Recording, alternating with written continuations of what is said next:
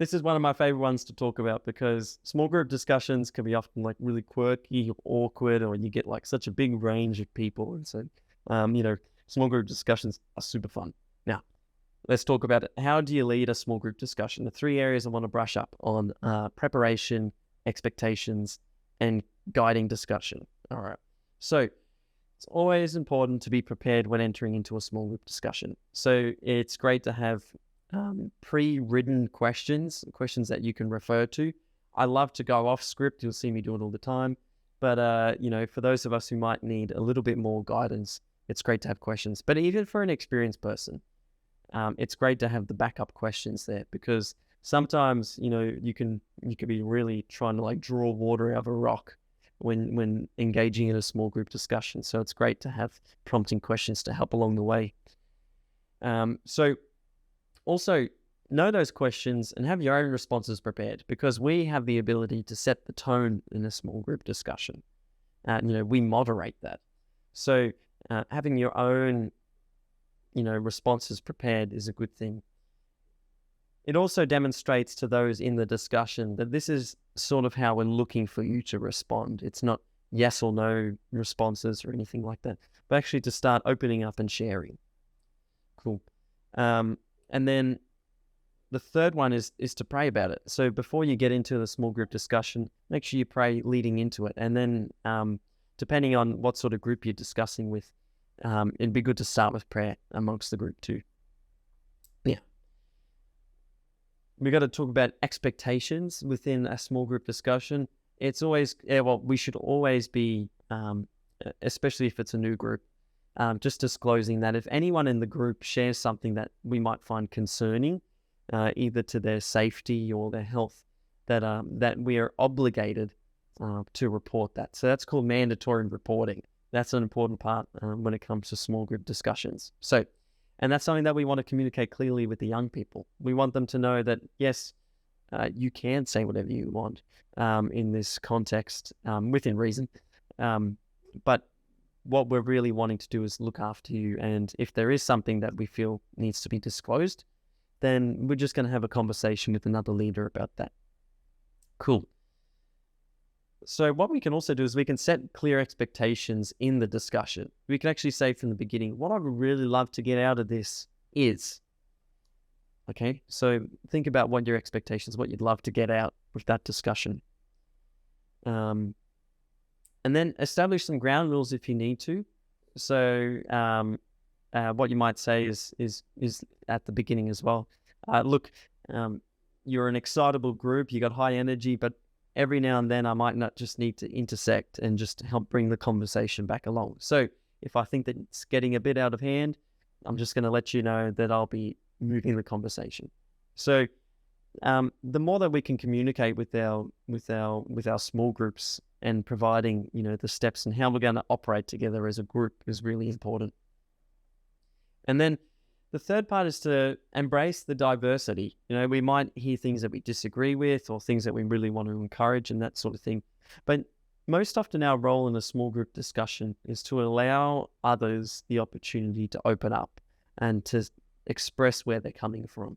So we don't ever want to shut that down. If anything, we want to encourage that, even if it's, you know, all sorts of wonderful, wacky things. Anyway. So small group discussions encourage people to share openly, and a good way to respond to that, especially if it's like someone's being funny and just giving an odd answer, is just say, thank you for sharing. Let's have a chat, and just move on to the next person. So there's different tactics and things that we can use. Now, moving into that, I want to talk about how we guide the discussion. So we want to always encourage participation. I often like to go around to every single person in the circle rather than just jump to people giving random responses, because giving everyone a voice at the very get-go, I find, is a good way to break the ice. The other thing is we want to be listening actively. So we want to always be mirroring, what's coming from the responses of those in the small group discussions. So sometimes it helps just to repeat back what they said to you or that sort of thing. And even just sometimes to summarize their point and then ask, did I summarize that correctly? So there's this just shows that we're really attentively listening, and that and what we can do is we can often repackage it, and then we can say to the next person, hey, with this package, what do you think? I'm going to rotate the chair a lot, I think it works. So another area is to ask open-ended questions. We don't want to ask questions that just have yes or no answers. When you'd be like, hey, do you like pizza? And they'd be like, yes and no. It's like, well, that was a great conversation. But if you phrased it more like, hey, if you were a pizza, what pizza would you be, and why is it a pepperoni pizza? You might phrase something a little bit differently. So this allows opportunity for explanation and to get them to contemplate and think about, what exactly kind of pizza. Okay. So it's always good, again, to summarize the key points. We can periodically stop and refer back to what we're talking about to begin with. So we can find that some people in small group discussions will give really great points, and then some get a little bit off track and that sort of thing. And what a really good facilitator of discussion, that what they can do is find the value in each of those points and draw some key points and say, hey, look, we've seen this and this and this and this in the small group discussion. Just want to affirm you're doing a great job.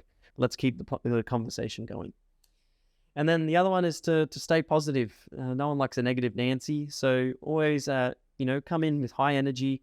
I always like to say, be the most awkward person in the room, and just like outdo people in awkwardness. So if someone's sitting there quietly being awkward at you, be more awkward to them. Just don't make them uncomfortable.